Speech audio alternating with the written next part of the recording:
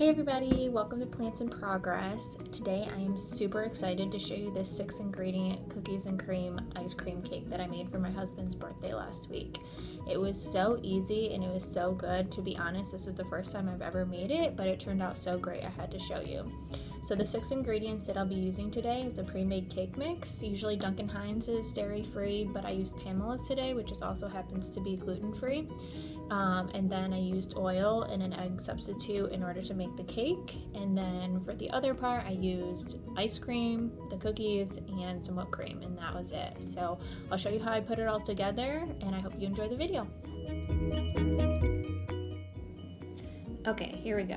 So like I said, I used this Pamela's chocolate cake mix, but Duncan Hines is just as good. Here I'm showing you that there's eggs, oil, and water that's required.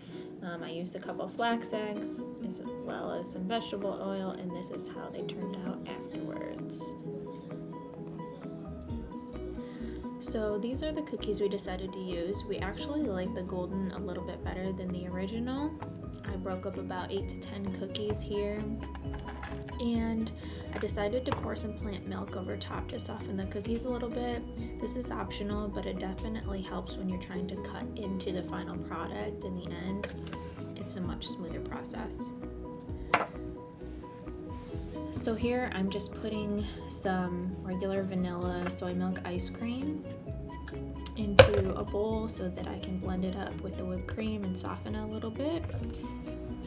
I used about half of this tub, half to 3/4 of the tub of the ice cream, and then for this Cocoa Whip I used about half the tub here to blend it together. Definitely let it soften for about 10 to 20 minutes before you try to blend, so that it blends up a little bit easier, but the end product should be pretty smooth, and then you can fold your cookies in. So this is what it looks like in the end, and then I drained out the soy milk and just poured in my cookies to the mixture and just hand tossed them until it was completely blended in.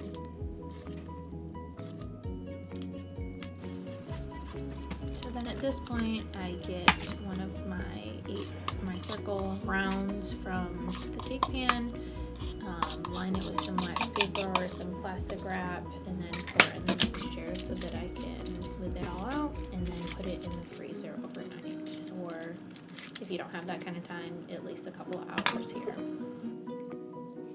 So now I'm assembling. I put the first layer down, take out my frozen ice cream middle layer here,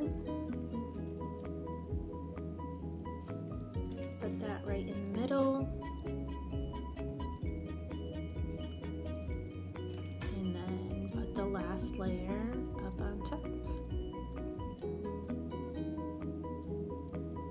I did let the middle layer thaw a little bit so that I could go around and kind of smooth out the edges in the middle and make it look a little bit better. I did let the whipped cream thaw a little bit, just enough so it was a little bit pliable here. I think this turned out perfectly. I didn't want to put too much more sweetness on, so the whipped cream having a fine little layer here and dripping off the sides worked out great.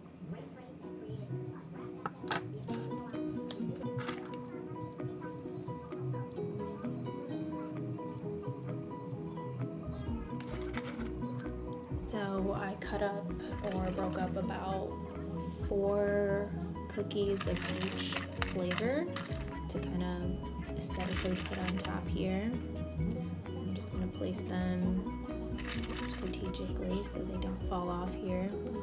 And then optionally you can put sprinkles on top. I think it looked great. It was also for a birthday, so that helped, but definitely not necessary.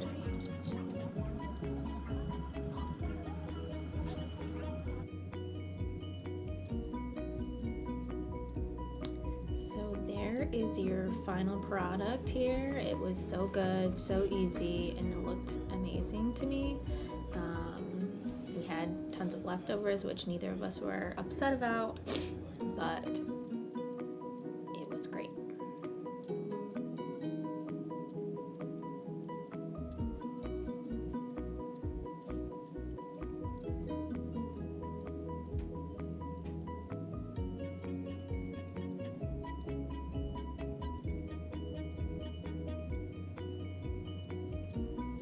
Definitely put it in the refrigerator or set it out for a few minutes on the countertop before you cut into it.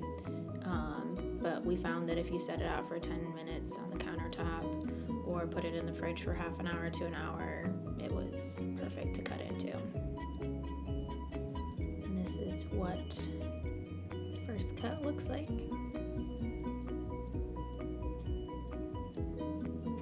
The birthday boy was a little excited, as you can see there, but we all enjoyed the final product. And that is all I have for you. Thanks for watching.